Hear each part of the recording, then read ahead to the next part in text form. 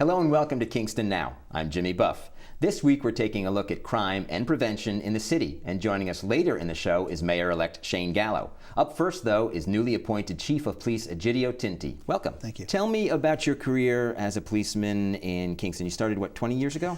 Yes, 1992. June of 1992, I came on. I was a patrol officer assigned to the 4 to 12 shift. I was very fortunate to be assigned to that shift.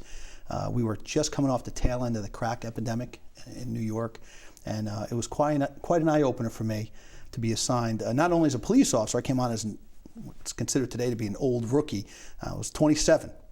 And all I really knew in my entire time up until that point was construction. That's all I was good at. And my parents owned a company that we did all the work. We were kind of self-sufficient, backhoes, dump trucks, kitchen cabinets, electrician, plumber, we did it all. And to come into this environment and to be exposed to things I've never seen before was quite an eye-opener, so. It made for some dinner conversations. Sure. What was the motivation to leave that business, which sounds successful, to become a police officer? At the time, I was a volunteer firefighter, and I wanted to, and I know some people say it's corny, but I wanted to help the community, right? I think that anytime police officers are asked why they want to do the job, it's to make the difference, a difference, whether it's a difference in an individual's life, whether it's the difference in the life of a family. And I'm very fortunate now that the mayor and the council, the commission, have chosen me to lead at the community level. And I think that's where we really are going to succeed, is in making a difference at the level of the community here. You took command on Halloween. Quiet day to start, huh? Yeah, it was quite a takeover. So it was interesting. We had additional patrols put out. We use crime analysis to examine past issues, and we felt that the best thing to do was put out 2 additional patrols at that time, and we were managed. Nothing bad happened, so we assumed that putting those out did have some influence. In 20 years from being a police officer to now the Chief of Police, how have you seen the crime issues that face Kingston as a city change? So you talked about that was the end of the crack epidemic, but what has taken that place? What has changed? I think I've seen less interaction with the community. I believe that back then in '92, from my experience, we were out more as police officers. And I think there was a lot of factors. A number of them, we had some more officers back then that allowed us to get out of the cars and interact with the community better. And that's one of the hopes that we have in the future, is to address that. Recently, we had a couple of officers walking Post 1, which is the Uptown Post, this week, and I think that has been seen as a visible change in how we used to do business. Again, we have limited resources. We're going to apply them in what I think to be the best way we can, and hopefully the community will come to our side and help us, because the current manpower are only at 74 officers. We hope that by having 23,000 other residents looking out for the well-being of our community, we can make a difference. That number has gone down in recent years of police officers in the department? Yes. At one point, we're up at 81. We're currently holding at 71 officers employed right now. We're budgeted for 74, and we're waiting for the new exam results to come out. The exams is Saturday. What does having extra police officers on the street do for a city? Is that something that you really aspire to? To get as far as manpower increase? Yeah. Yes. It allows us to go beyond reactionary policing. Because of some contractual issues, because of manning clauses, we have a certain pool of officers that must be present at the shift. I found, by doing some research on other schedules, that we don't put enough out to do the proactive policing, and that's one thing we're going to be looking for. I ran a short stint with the detective division as of January, and one of the things we started back up again was the street crimes unit. And that's made up of both detective personnel, investigative personnel, and patrol personnel. And they are more proactive in their approach because they still do stuff in a uniform presence and in a plainclothes presence. So we're working both avenues there. How would you describe the state of the Kingston Police Department right now as you take over? Positive. I think they're viewing any changes as improvements. And certainly, formally, I'd like to thank Chief Keller for his commitment to our agency and to the city for his 39 years of service.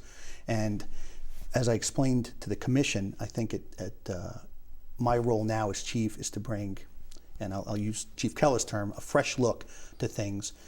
I embrace technology. I look forward to using it. We have made changes to our social networking. I think that's shown a positive growth as far as community members jumping on board. And I feel that that direction, I think that the term that I used during my interview was, like to thank the chief for everything he's done, but I'm the next generation of chief. What is that? So put that into specific terms. Technology, what crime Yes. statistics, trying to predict crime, like as you mentioned on Halloween? Right. So there's a couple of ways. One, technology. I think one thing that we have to embrace is the fact that social networking in the form of Facebook, Twitter, and so on is out there. Recently, it was an incident where there was an arrest that took place on the street, and as one of my officers was calling me on the phone to let me know that this was going on, it was on a Twitter post already. Somebody standing as a civilian outside saw this happen and immediately tweeted this. And again, knowing that that's how fast information moves now, we got to stay ahead of that. And we have to embrace it. We have to follow these Twitter feeds to try to find out if there's information out there that can help us during our investigations. There was an incident on New Year's Eve in Midtown, and some of the information about the party that caused the trouble was posted on Facebook, and yes. I seem to recall people talking about monitoring Facebook pages. Is that something the police department will do? We do. We currently do that. The technology is out there. A lot of the officers have personal Facebook pages, so they're familiar with what it's all about, but now we're going beyond that level. We do have a fan page for the Kingston Police. We also use other Facebook pages, and some people volunteer their pages for use, right? They may have information, they want to help us. They say, hey, I just saw this on a Facebook post. You might want to look at this, and we're actively seeking any type of assistance from the community that way. We're going to continue in a moment with Mayor-elect Shayne Gallo. Stay with us. Thanks.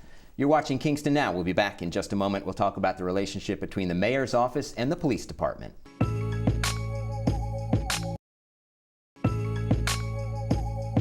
Welcome back to Kingston Now. We're joined once again by Chief of Police Egidio Tinti and the incoming Mayor, Shayne Gallo. Hi, Shayne.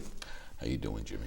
Welcome back and congratulations. Thank you very much. It's a pleasure to be here. Well, now you're in it. Yes, I am. Now it starts. I'm looking forward to it. I'm very excited about it. Well, you're still working as a lawyer. Yes. And at the same time, you're working on transitioning to the mayor's office. How is that? What is that like? Well, it's not easy because I'm still in the public defender's office. I'm winding down a private practice of law, and I'm still assistant corporation counsel with the city. So then I have to balance, okay, the commitment to the transition, okay, to the mayor's office, but also too we're involved with just about every evening budget workshops, okay, through the council finance committee. So it's very challenging, but I'm doing it. You ran on a platform of quality of life changes. Part of your platform was that. Can you briefly recap that for folks? Yes. I had announced at King's Inn back in March with a quality of life campaign message, which has specific elements that are necessary to address quality of life concerns of the public, along with businesses in the city. And I state that those quality of life issues must be addressed prior to attracting new business and also new residents to this great city. One of the elements is public safety, which the chief has touched on with you, and the chief and I, if you'll pardon the expression, are on the same page with what he is focusing on with community policing, being more proactive, reallocating resources, okay, to address those issues. And also, too, trying to reestablish and reconnect to the community, okay, by putting beat cops, okay, on the streets. The other element would be code enforcement, and essentially holding a network of social services, providing services to those in need, more accountable, as well as the landlords who receive payments, okay, for those services such as subsidized housing. I think that those elements of public safety, along with the code enforcement that was stated, would then foster a climate where once those issues are addressed, people will want to move into Kingston, business will be attracted accordingly. How important is the Kingston Police Department and Chief Tinti going to be to the aspect of the quality of life issues that relate to public safety? Tell me about that, how you'd like to see that relationship work between you two. Well, I think it's imperative that we have a close working relationship, because again, the first element that I noted with regard to quality of life, my message, my vision for Kingston is public safety. And the chief has a wealth of experience, okay, and a background administratively, his ability to understand all the latest technology that you discussed earlier, okay, and the use of the social media. He understands crime statistic analysis to be able to focus on how to reallocate resources and personnel, which is subject to contractual provisions. He has the ability, I think, to balance those tasks that are necessary with an understanding of the inner working of the police department for the past 20 years and really key in to my message and support my message. So again, he's imperative. I'm looking forward to working with the chief. And it was a tough, I gotta add, it was a tough decision for the mayor to make. This gentleman, okay, is very, very, very, comes highly recommended. Again, I'm looking forward to working with him.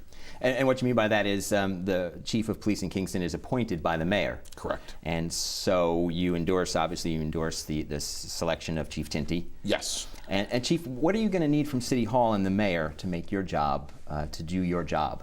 One is direction, just as Mayor-elect Gallo says, direction, because in order to be on the same sheet of music, same page, he would tell us this is what we need done, and then he would rely on myself and my staff to get it done. And I think that we are very fortunate that he is very clear in making that direction in a positive way that meets the needs of the department and the needs of the community. You have some public outreach meetings scheduled in December. Yes. You had one yesterday. Are you going to be at all the meetings, Chief? I plan on it, yes. There'll be a feedback from the public? You're expecting to hear from the public? I'm expecting to hear from the public. The purpose of these town meetings is to continue the dialogue that was started during the campaign.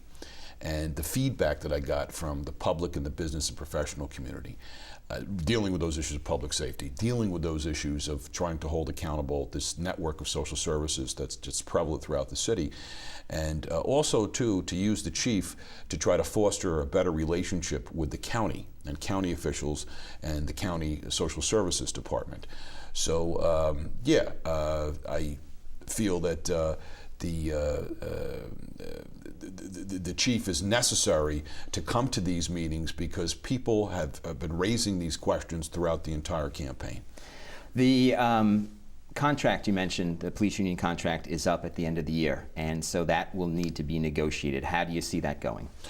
I've had preliminary discussion with Chief Tinti and the president of the PBA, Barry Rell.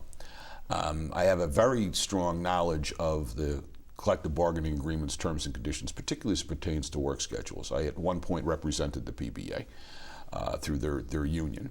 I think that the PBA leadership would be willing to cooperate and trying to address what these concerns are expressed by the chief so that we can reallocate and use personnel efficiently. You're watching Kingston Now. We'll wrap up with Mayor-elect Shayne Gallo and Chief of Police Egidio Tinti when we return.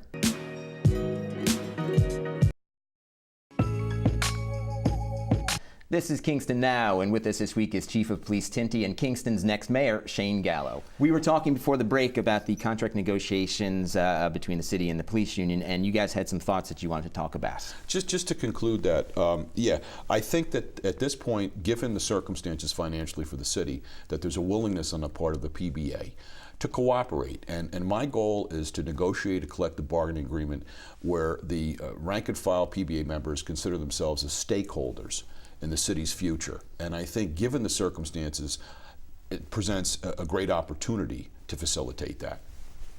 And Chief, what do you have to say about that? I couldn't have said it better. They actually, the members of the union that I've met with at a department meeting believe that this is our community and we have to work together to achieve the goals set forth by both administration and its members.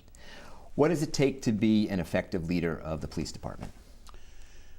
I think one of the most important is to listen.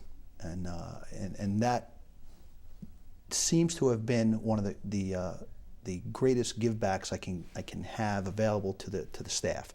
I've met with them three occasions already in the last 2 weeks, and on every occasion I've given them an ear for their voice. And certainly some things are beyond the level of control that I have available to me, but they understand that some of the smaller things we can take care of. The Kingston Police Department sort of had a black eye earlier this year when Detective Matthews was arrested. How has that affected the police department, and how do you move beyond that? We've used that as a start point. That event will always echo through our walls, and we understand that. I've told our officers to be proud of themselves, proud of our agency, and to continue moving forward. Looking back to see where we've been, but always look forward to where we're going to be going. I'm going to ask you the same question, Shayne. How do you be an effective mayor, leader? You're leading the city, he's leading the police department. I think to continue the dialogue that was established throughout the campaign and to listen. I think for many years there's been a disconnect, okay, with the public, also with the business and professional community, the not-for-profit groups, there's citizen groups out there, all hungry and willing and ready, willing and able to help foster that partnership and to move the city forward. So I think it's really about listening. I think it's also incumbent upon the next mayor to ensure that government is transparent, to ensure that the mayor will be accountable for their decisions, and to hold department heads and employees accountable as well for the performance of their duties. So how are you going to hear what the people say, what the citizens of Kingston say? Are you going to have meetings? Are you going to monitor, as we talked about earlier, social networking? Do you look at the Freeman website? I think it's going to be the sum total of all the above. We're going to use the Freeman, the Kingston Times to that end. We're going to use the social media. I'm going to work with our IT guy to improve our webpage. We even have volunteers willing to create a separate webpage for all the exciting things and events that are going on in Kingston. So I'm going to use whatever I can to get that message out so that I can listen to the public and the business community. And also, too, going on the radio as well as a venue to that end to facilitate that dialogue. And then finally, I anticipate having every once in a while, hopefully once a month, a town meeting at City Hall. And I'm going to go back to those senior residences that I spoke to throughout the campaign and other groups, okay, just to continue that dialogue. So it'll be an ongoing process constantly of connecting the public and the business community, okay, for what we want to do, which is to move Kingston forward. We were talking earlier in the program about how fast information travels these days with social networking and websites and the like. And one instance of that was the story of the red goats painted on the brand new flower boxes in Uptown Kingston. When the story was posted, there were a ton of comments, and then when the Freeman put a headline out that the vandals faced 4 years in prison, there was a huge comment section there. Does that make it harder for you guys to do your job when you see that, especially when a lot of the public opinion is opposed to what their perception of the possible penalties for that action is? It makes it more difficult, but if there's been conduct or behavior that's inconsistent with the law here in New York or a local law code provision, then it's incumbent upon the chief and the mayor to enforce the law. And hopefully we do it fairly, and that we do it to educate the public that such conduct is unfortunately unlawful. It makes it difficult, but yet it's also, I think, incumbent upon the mayor and the chief to explain to the public that such behavior is inappropriate. Well, I think people understood that, but the bulk of the comments had to do with the severity of the possible term, which I guess is the letter of the law. That's correct. Well, you see, given the circumstances, first, it's not for me to speak for the district attorney. If the complaint's been filed, be it a felony or a misdemeanor, then it's up to the district attorney's office to prosecute accordingly, if they're going to put it into the grand jury, for instance, if it's a felony or not. So I can't speak to that other than to state that if the behavior is unlawful, then I'm going to have to defer to Mr. Carnwright's office as to how to prosecute. On the other hand, if given the facts and the situation, if there could be a way maybe to have some influence with the district attorney to work the matter out to the satisfaction of the public without really compromising the law, then I think the mayor should be involved to that end.